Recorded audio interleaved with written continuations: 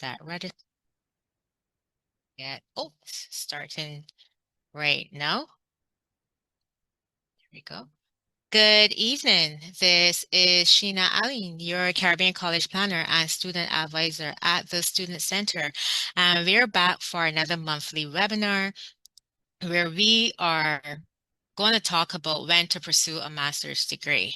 And today I am joined by Daniel Mather from Murdoch University out in Perth, Western Australia. And for those who follow me and the Student Center on social media, you would have seen Daniel and I together in Perth, Western Australia when I did a tour of Murdoch University for about a week. I spent some time there earlier in March, just exploring Western Australia, Perth, and all that Murdoch University has to offer.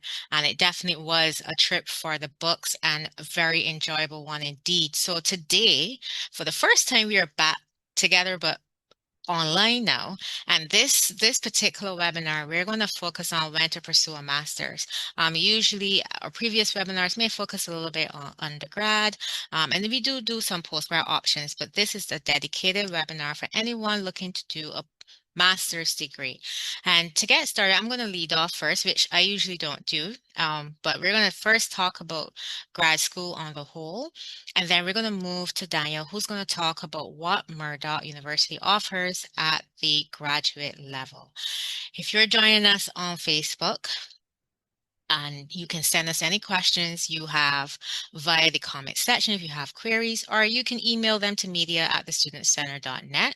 If you are peeping in on Zoom, we want to say good evening to you. Thanks for joining us. And you can send us any questions you have via the chat or the Q&A option located on your Zoom panel. This webinar is going to be recorded and it's going to be available sometime in the near future when it's uploaded on our YouTube channel. So you can always catch any of our webinars if you've missed them on our Facebook, Instagram, and our YouTube. Now, let's get started and let's talk about Road to Grad School and what that entails.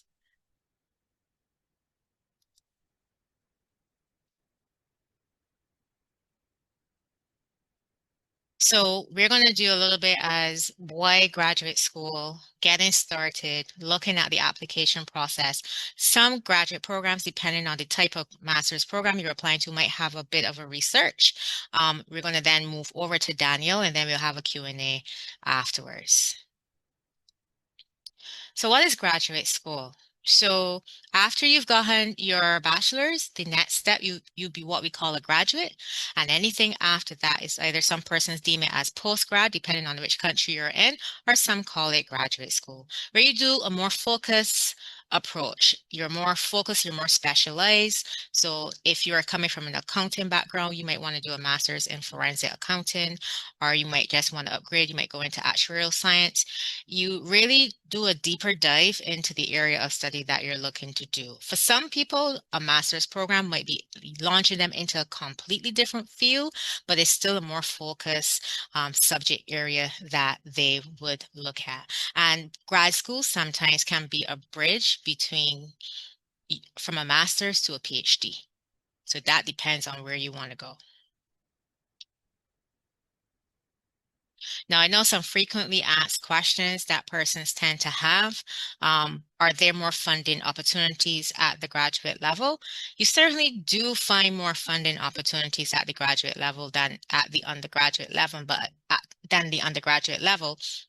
but it may depend on the study destination and the area of study. So all of it goes back to what you're going to do and where you're going to do it.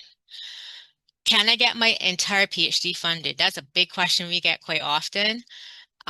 There are some rare exceptional cases of that. There's still always kind of some type of shortfall. So even if you get your tuition funded, you might still have to look for living. So it's a balance. So it depends, and it depends on the area. Is it easier to stay in the destination country after completion of studies? Sometimes. I know Daniel is going to talk about that in his presentation when it comes to Australia and postgraduate opportunities for those of you who pursue a master's, especially in Western Australia. What are my job prospects after graduate school? And that is a serious question because you're investing in your education and you want to see what the returns on your investments would be.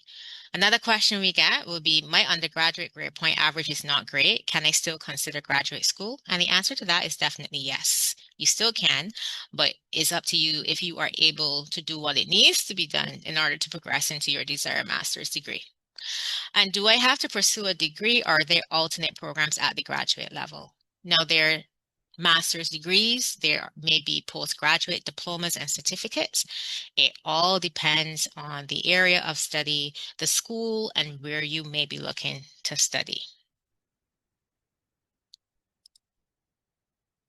So this is a tool I have persons use to determine how ready they are.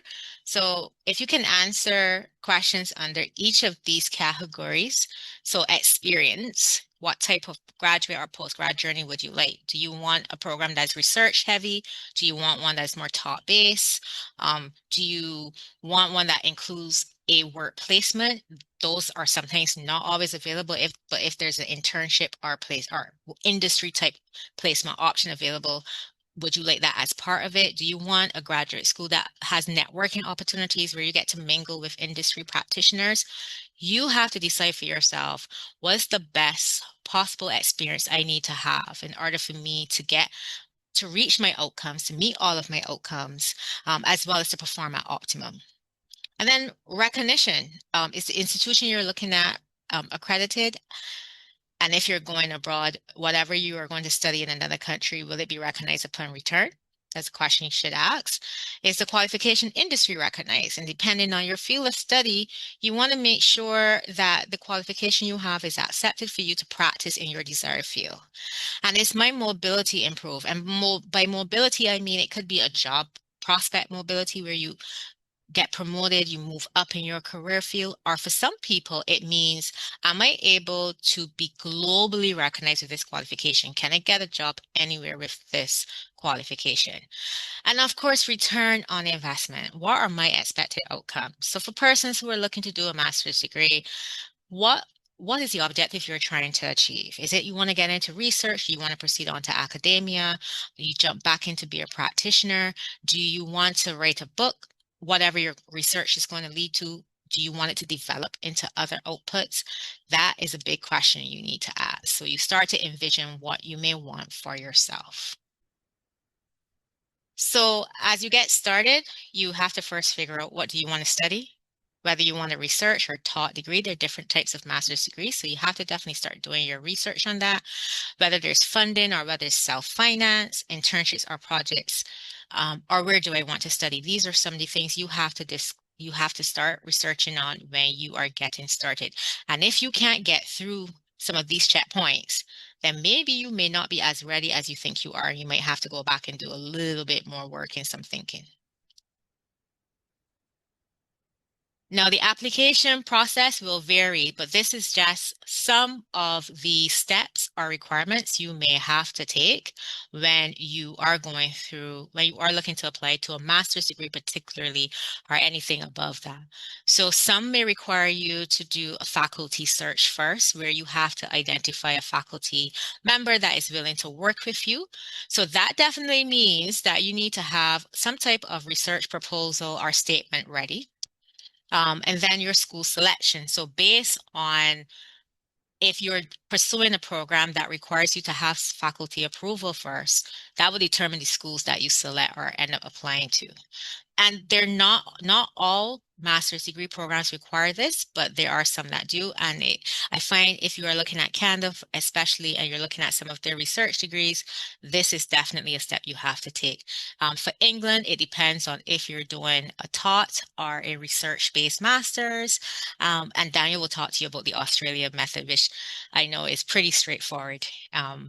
And they do offer a variety of graduate level programs.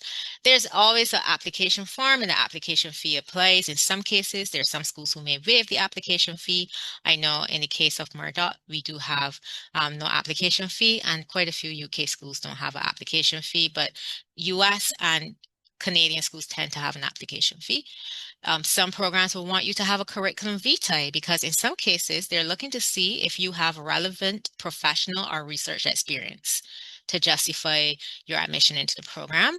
Some schools, depending on the country, may ask for standardized test scores. So, for example, in the US, there's the Graduate Record Examination known as the GREs, and they tend to ask for that. Some schools may waive that, but it's good to find out. Or if you're doing an MBA, for example, the GMAT tests may be required, so it depends. And then references, people who can speak to your academic and in some cases professional or research capabilities who can speak well on your behalf. A personal statement where you have to express and reiterate why you are looking to pursue this field of study.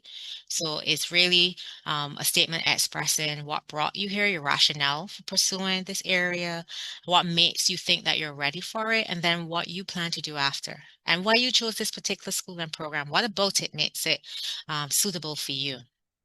And then in some cases, as I alluded to before, a research proposal. Now, just a little bit on the research proposal. Your proposal should convey your research objective, questions, or hypothesis. Why is the cause and effect? It should help aid in the search for an appropriate supervisor. So whatever it is you're looking to study, sometimes as you go through what the faculty, where their strengths are, you might tweak it a bit. So to get their attention to make, because sometimes you have to compromise a little bit. You're not going to find someone that exactly matches everything, but they have elements that will align with what you want to do. And it shouldn't be too long. People don't like to read a lot these days. They want to get the gist in a couple paragraphs. So try to keep this no longer than 2 to 3 pages. I suggest 2. If you can get it on one, perfect. But I know for some, trying to get maybe 100 years of thought onto one piece of paper might be a task. So at least start out with a draft. If it's 2 to 3, if it's 3, try to get it down to 2. So that it's not too long and it's clear. The more clear you are on what you want to do, the easier it would be to write this. All right. I'm going to stop sharing my screen for now. Now, that was just a brief overview on mapping out the process for pursuing a graduate program and the admissions process, what is required. And I hope that those pointers and those elements help you to better decide whether or not you are ready or if this is a good time to pursue a master's. Now, without further ado, I'm going to hand over to Danielle, who is going to tell us more about Murdoch University in Perth, Western Australia. And I want to say this, Danielle, while you get yourself ready to do your presentation. If you are between the ages of 21 to 35 and you are looking to do your postgrad, consider Western Australia. And usually at the Student Center, we pride ourselves in terms of promoting what we know, what we've experienced. And I can tell you, having experienced the campus there, just the atmosphere there, and then seeing how well a former student of ours is doing there. Definitely not a school to sleep on, not a city to sleep on. Accessible, walkable, very good shopping. I would like to put that in there, and good on and good exchange rate, so which makes it a bit more affordable than other study destinations that you may consider. So, Daniel, walk us through why Murdoch University is a good option for persons interested in pursuing a master's degree. Awesome. Thanks very much, Shanna, and good morning, good evening, or good morning from Perth. Good evening to you, wherever you happen to be listening to this. It's wonderful to be joining you today. And as Shanna indicated, we had the pleasure of hosting her for a visit in early March this year, which was absolutely fabulous. It was wonderful to see her here in Australia, her first visit, and I think we were able to give her a real strong sense of what Australia can potentially offer to students who are interested in coming to spend a couple of years studying with us. So without further ado, I'd like to get started on my presentation today. So welcome everyone to Perth, Western Australia, and more importantly, welcome to Murdoch University. So one of the questions that I typically get from students anywhere around the world is, where is Perth? Because it's not the easiest place on a map to find if you don't know where you're looking for. So many students will know of places like Sydney or Melbourne here in Australia, but Perth kind of stands out because it's a smaller city. We're located on the western coast of Australia. So you can see the little red dot on the screen there shows you where we are actually located. as opposed to those other cities in Australia that I mentioned, Sydney and Melbourne, which are on the east coast. Perth is effectively 12 hours away. So we are literally on the other side of the world from hopefully where you are watching this in the Caribbean right now. Now, what that means for you is that we are as far away as you could possibly get from where you currently live, but we are also one of the greatest places in the world to be actually able to live. I can say that with a reasonable level of confidence in that I've lived in other cities here in Australia for over the last decade. I've also spent time in the US and in Europe, so I keep coming back to Perth. It's where my family is, and it's where I wanted to raise my children. So it's a wonderful opportunity to be able to kind of share my personal experience about that, but also to encourage you to think about Perth as a destination for your study. It's not far away once you get here. Everything that you need is going to be here, and the vibe and the experience that you have living in Perth is going to make it all the more worthwhile.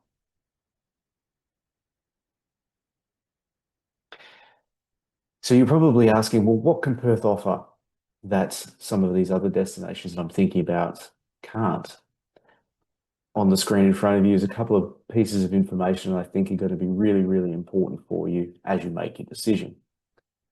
Now, as you saw on the map, Perth is an island.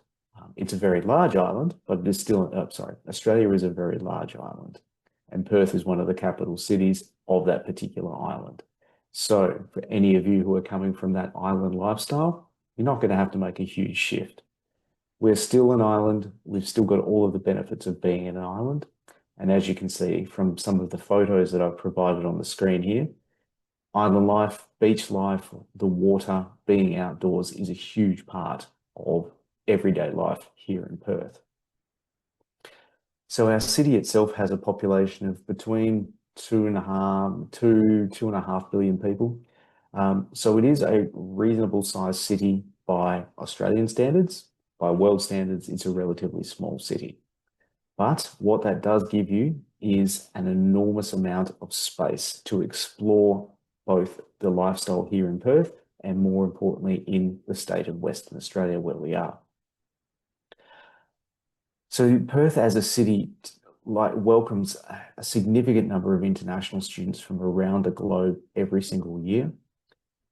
Our the top countries that choose to come and study here in Australia are probably no surprise to many of you. They are places in South Asia like India, Pakistan, Nepal, Bangladesh, Kenya, in Africa. But our number one destination for sending us students is actually a small mountain kingdom called Bhutan.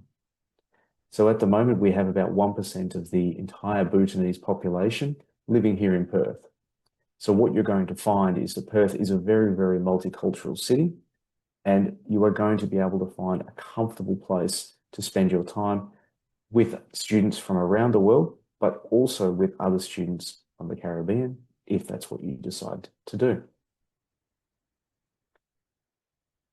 So on this particular slide, I wanted to emphasize, I guess, the safety element of studying abroad, because it can be challenging moving to a different country where the social and the cultural differences can make you a little bit uncomfortable. But what Perth really likes to emphasize is the safety factor of it, as well as that diverse and vibrant community that I just spoke about. So once again, a smaller city in the Australian context gives you that opportunity to really immerse yourself into that safe and multicultural space. Once again, if you want to branch out and really start looking at opportunities to engage with people from your own backgrounds, there is a Caribbean society here in Western Australia that you can join into if you want to have that feeling of home and get connected with people who, like yourself, are coming from a very, very different background. How can you get assimilated into Perth life? The Caribbean Society can provide you with that grounding to help with that. But then obviously you've also got the safety element of it. So I've mentioned Perth is very, very safe. Much like any big city, there are places that you probably shouldn't be going late at night on the weekends, but that's no different to wherever else you go. During the daytime, Perth is going to be one of the safest places that you're going to visit anywhere around the world. and it's a wonderful place to build connections. So whether that's through work experience as part of your study or going out on weekends and experiencing festivals, celebrations, food, fashion, anything like that, Perth can offer you everything that you would potentially want at a relatively smooth pace of life.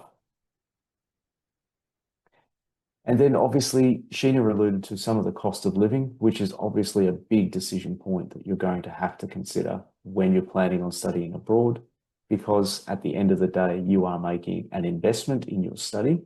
So you want to make sure that that investment pays dividends long term, but you also don't want to bury yourself in debt whilst you're doing it. So this particular slide just likes to highlight the cost of living in Perth and how it is cheaper than some of the bigger cities here in Australia. So obviously, depending on where you want to live, your cost of living may go up or down depending on your lifestyle. Once again, you can live on the beach here in Perth and it will cost you significantly more than if you choose to live a relatively comfortable lifestyle in one of the suburbs in and around the city centre. So once again, just depends on how you want to live. But if you're planning on coming all the way to Australia, this cost of living sort of information may be very useful for you. And then more importantly, I wanted to talk a little bit more specifically about Murdoch University and the opportunities that we offer. So we're a relatively young university. We're celebrating our 50th year this year. So there is a lot of celebration, a lot of things happening in and around the campus. But what Murdoch has been known for is acting as a little bit of a trailblazer in the university sector here in Perth and more broadly in Australia. So Murdoch was the second university established here in Perth. And so obviously in the mid-1970s, we were only competing with the University of Western Australia. So the older universities that were set up here in Australia in the early part of the 20th century were really research intensive focused universities. So they didn't have a lot of competition for the first 60 or 70 years of their life. And then from the 1970s onward, more universities began opening themselves here in Australia, and Murdoch was one of those. So at the time that we were opened, we were competing with a very traditional established model of university study. And so our focus was on the environment, on conservation, on sustainability. So at that particular point in time, everyone who was wanting to go to university would consider the two options here in Perth. There was the traditional model and then what we would call the hippie model, because obviously the 1970s very much focused on the environment, on conservation and sustainability, which were our grounding principles. And so through that, everyone sort of went, well, that's a weird alternative destination. We're going to label that as something very odd. In some ways, I think that's actually benefited Murdoch University quite significantly in the 50 years since our inception, because of our huge focus in that environment, conservation and sustainability space. That has now come full circle, and many students who are wanting to study with us now are very, very concerned with what is actually happening in those spaces. And what we can do as an institution is point back to our starting timeline and say, look, for the last 50 years, we've been teaching, researching, and focusing on this as a point of emphasis. If you want to come and take advantage of all of those skills that we do have, we're a great place for you to be able to do that. We're not a university who's just decided that, oh, this is a really important thing that we need to be focusing on. No, this has been part of our DNA for the last 50 years, and we want students to recognize that and then come and take advantage of everything that you can possibly have at our campus. The image you can see on our screen is part of our campus. So you're going to see this every single day if you come and study with us. Green spaces, bright blue skies, wonderful trees. Sheena's seen this, she can attest to it. It looks exactly like the image that you can see on the screen. And then a big part of what Murdoch University offers is through our strategic themes. So these are, I guess, big tentpole items that the entire university wants to rest itself on and work towards, but we also want to be able to share this with our community who are more broadly outside of the university around what it is that we believe in as an institution and what does that mean for our teaching and for our research and our community outreach. So I mentioned our focus on conservation, sustainability, and the environment, and you can see that's the #1 strategic theme. So throughout your study at Murdoch University, you're going to be exposed to different versions of sustainability, whether that's from working in the traditional science, agricultural science space, where sustainability is going to be very heavily focused on animal and crop and pasture life, all the way through to public policy development in our sustainability and, our sustainable and community development programs. So this is going to be a huge emphasis here at Murdoch. We're very, very focused on being non-paper. So none of the marketing materials that I travel with are paper-based. They're all electronic. So it's just small little bits and pieces that you'll see reflected through the university. We're also very proud of our initiatives in equity, diversity, and inclusion. So what we want to be known at is for our First Nations, so students who identify as Indigenous or have an indigeneity background. We want to be recognised here in Perth as the university first choice for those students. But it also extends to our international cohort as well. So I mentioned some of the more popular destinations for students from abroad to come to Australia. So heavily South Asia focused, Africa, and also Bhutan is our #1 destination. But we're also welcoming students from around the globe, from the US, from Latin America, from Europe, from North Asia, so China, Japan, South Korea. So we want to be known for being able to bring students to our campus who have an interest in studying here in Australia, who potentially have an interest in sustainability, but also the makings of that, what it actually means in today's society.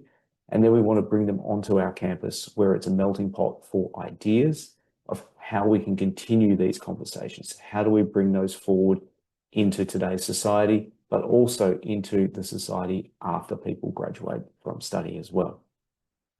So our strategic themes play a huge role in everything we do from a teaching perspective, and I want to highlight how that actually reflects in a little bit later. A quick slide on rankings. One of the things that Murdoch doesn't believe in, and this comes from our Vice-Chancellor, is how rankings actually influence decision-making.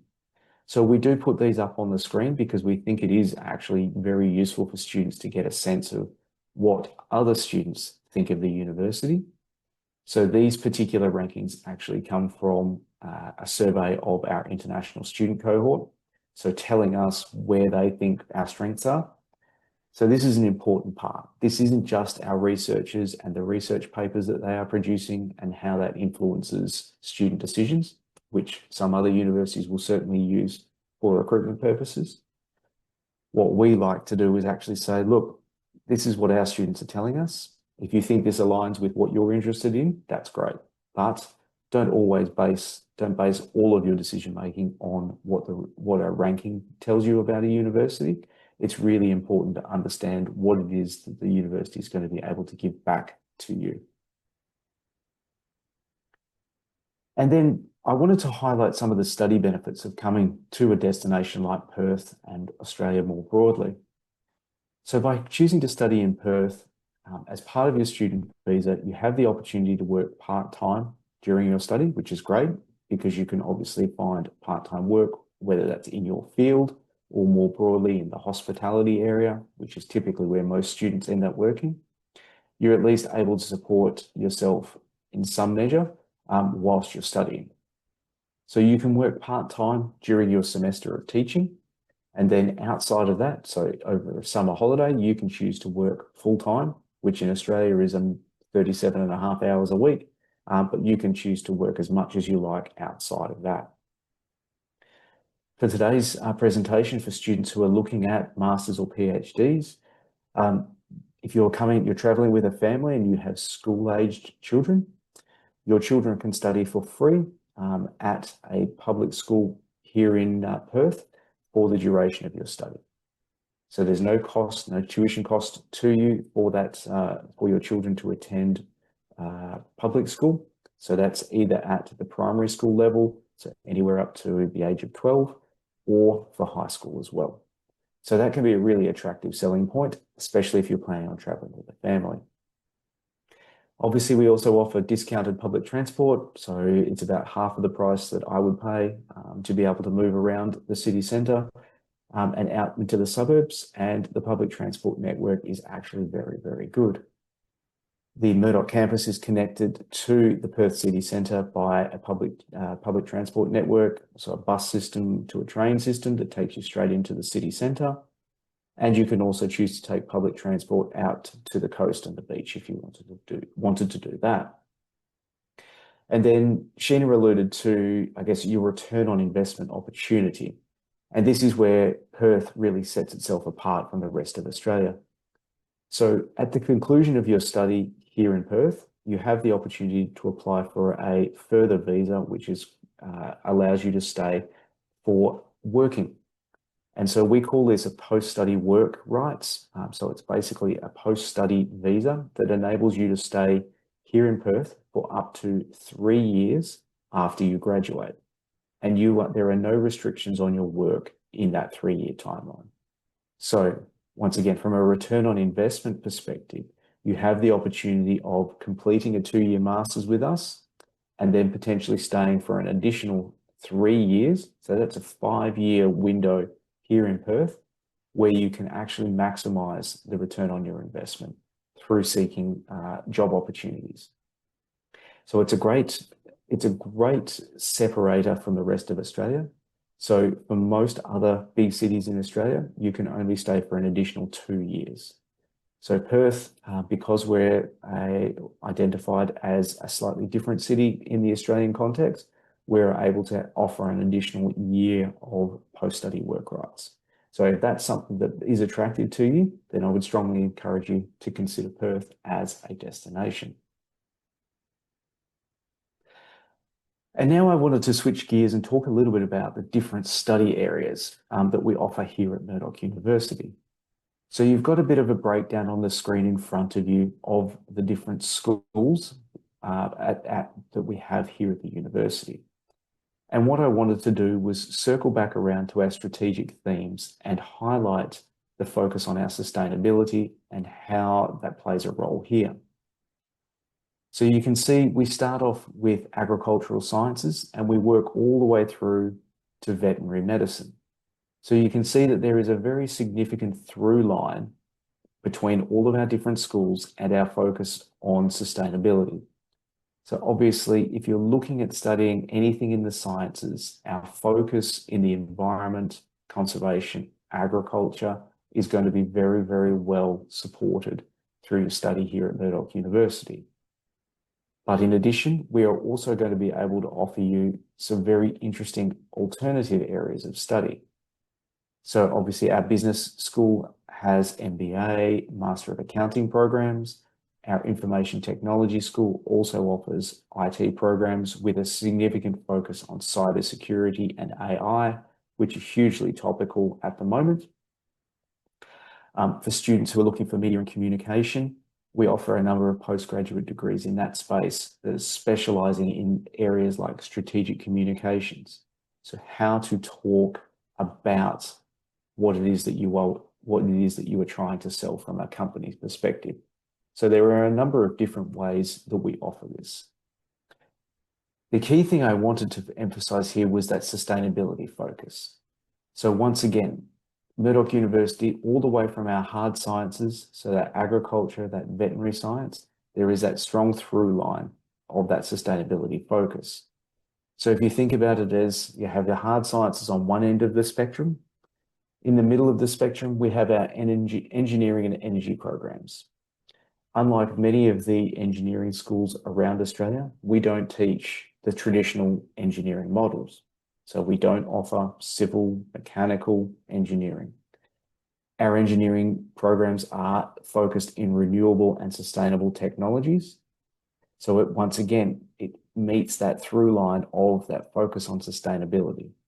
So what we are trying to do in that engineering space is create engineers who have experience in solar panel technology, in water reclamation and water use to power engineering technologies, wind farming. We're trying to say, okay, this is potentially going to be the future of energy production in countries around the world. How can we best position graduates who are going to be able to take those skills forward in the new world? And then I mentioned that's sort of the center of the sustainability focus. And then we have our public policy and governmental advocacy type degrees, which are our sustainability and community development areas. So for people who are wanting to work in NGOs or government departments and really advocate for policy that really sits in that sustainability conservation space, these degrees are going to give you the opportunity to be able to learn about these things in an Australian context, which is going to be very unique, but it's also going to help you broaden your horizon. And perhaps there's going to be some crossover with what you would experience at home, or perhaps there's ideas that you can take back home if that's something that you wanted to do after you finished your study and your post-study work here in Australia. So what I wanted to do now is just call out a couple of examples of, I think, postgraduate degrees that would be of interest. Now, once again, this is not an exhaustive sample of everything that we do in our postgraduate space. I would encourage you to visit our website and explore this if there's nothing on the screen that reflects your particular interest. But what I really wanted to do was just kind of highlight some of these ones here and how the expertise of Murdoch University really plays into these. So the first one I've highlighted is our Master of Forensic Science. And as Sheena alluded to, we've had a student from the Caribbean come out and study this with us. Her name was Lisa. You can see there is a link to her YouTube video that she did for us about her experience studying here in Perth. So if you'd like to hear directly from Lisa about that experience, the YouTube clip is going to be one that will be particularly useful for you. I've also highlighted our food science and food security degrees. Now, once again, this is really important because Australia as an island has challenges in the biosecurity space. So we can't just import food from around the world because there's obviously going to be challenges with pests, microbes, all those sorts of things coming into our country, and there's no natural defenses there. Now, obviously, I'm speaking to students who may be living on an island of themselves. So the same challenges are going to be present for you. How is your industry set up in a best practice way to manage those risks going forward? And this is where Murdoch's experience in that area can actually be very, very helpful. Looking at different ways that Australia is managing these biosecurity risks. How are we ensuring that we can produce enough food internally within Australia to support our current population, but also our future population? So these can be really, really interesting degrees to pursue, especially as a counterpoint and a way of differentiating yourself. The same is true for our infectious disease. Once again, Australia is very concerned with biosecurity. So we're making sure that people who are visiting our country aren't bringing in infectious diseases that our animals, our plant life don't have any natural immunity to. So how do we manage that? All very, very topical. As people were moving back around the world again after COVID, it's becoming more and more challenging for us. So we're really looking into ways that we can utilize our expertise and our research to be able to really drive this sort of area forward. Our Master of Criminology is also a really interesting perspective for students to take here in Australia. Australia uses the Commonwealth, I guess the UK system, so probably for some of you very familiar type of legal system, but also criminology and the pursuit of that or the understanding of it in Australia may be slightly different to what you are used to. So exploring that opportunity there, what can you learn from and what can you take away in that context? Our Master of Information Technology is one of our more popular postgraduate degrees. And as you can see, I've listed a number of the different specializations that Murdoch offers. And so, as I mentioned earlier in our presentation, cybersecurity and AI are huge everywhere around the world. And one of the benefits of studying an IT degree here in Australia is for any student who wants to stay on, many of the companies who are looking for graduates are going to be looking for graduates with IT skills. So if you have a background in this, there is going to be a strong opportunity of postgraduate work that's going to help return that investment for you. The next two that I've highlighted here are our Master of Engineering Practice and our Renewable and Sustainable Energy degrees. So these are ones in that engineering and energy space and really emphasize the focus that Murdoch has in that sustainability space. So I mentioned no focus on civil or mechanical engineering. We're looking at autonomous vehicles, solar and renewable technology, and sustainable engineering. So how can we use the existing resources that we already have available to us and improve those going forward? How do we make them even to last longer and be more environmentally sustainable into the future? And then the last one I wanted to highlight here was our Master of Sustainable Development. So once again, this is a public policy style degree. It's designed for students who want to go in and work in the NGO or the government policy space. They want to be advocates for sustainability and what that actually means. How do we influence our decision makers, whether that's legislative or in private practice, to become more and more sustainable? So you can see that there's a really strong emphasis here in and around that sustainability element for Murdoch University, but it is not necessarily representative of all of the master's degrees that we do offer. So please, if you're not sure, if you have something that you want to explore and you can't see it here on the screen, that's okay. Let's chat about it in the Q&A at the end of today's session. The admission requirements, I think Sheena touched a little bit on this in her presentation. So Australia has a slightly different approach to our postgraduate entry points, particularly for our master's degrees. So most of the time, all we're looking for is a bachelor degree that is equivalent to an Australian or a UK 3-year degree or a US or a Canadian 4-year degree. That's pretty much it. We don't ask for GRE, we don't ask for GMAT. That's not something that Australian universities typically do. However, I will note if you do want to go into a specialised area like IT or engineering practice, you will need a background in one of those areas so that you're up to speed with that specialised knowledge that you're going to be expected to have from the first day of your classes.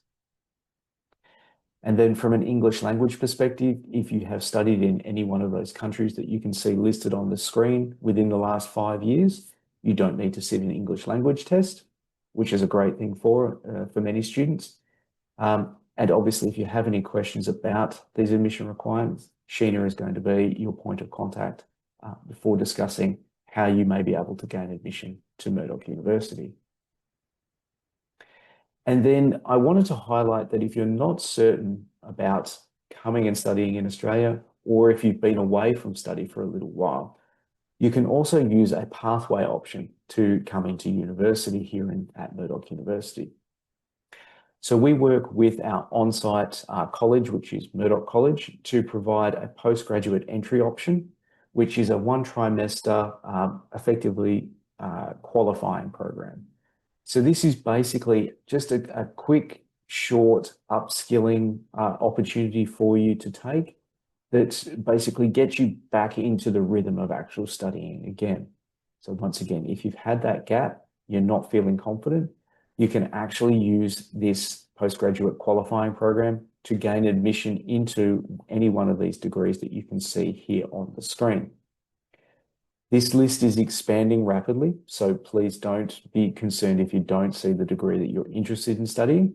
But yes, the postgraduate qualifying program can be a really useful way of just, as I said, reintroducing yourself to study. It's not for everyone, and I'm certainly not saying that you should be looking at this. However, if you are a little bit worried about it, this can be a really useful transition back into university life.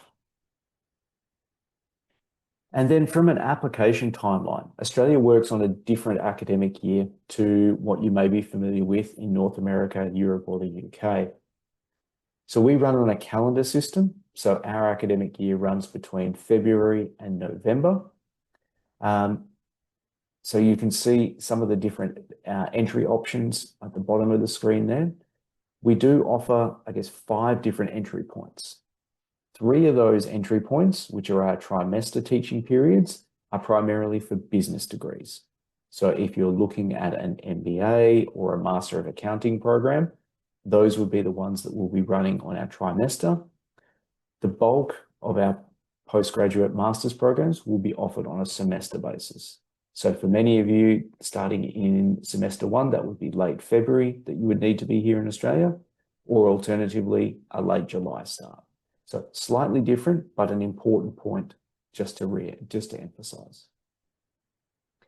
And then finally, the one point I really wanted to make around this was your return on investment needs to be at the forefront of your mind.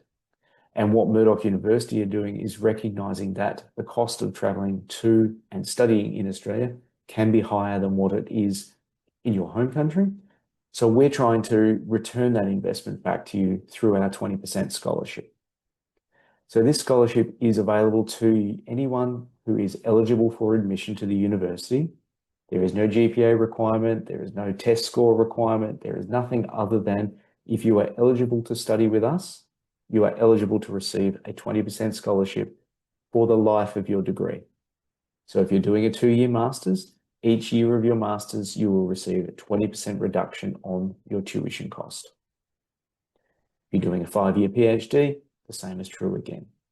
So this actually adds value to your investment. You're bringing your money to us. We are going to teach you, but we're trying to also recognize that that investment is significant on your part. We want to be seen to be giving back. We want to give you all of the opportunities that you possibly can to choose us as a destination. So if that scholarship is actually going to help you, then that's great. And we welcome you to consider Murdoch University. But that's the end of my presentation today. Thank you, Sheena, very much. And I look forward to answering any questions that have come up. So I'm going to stop sharing. Thanks, Daniel, for that presentation and giving us a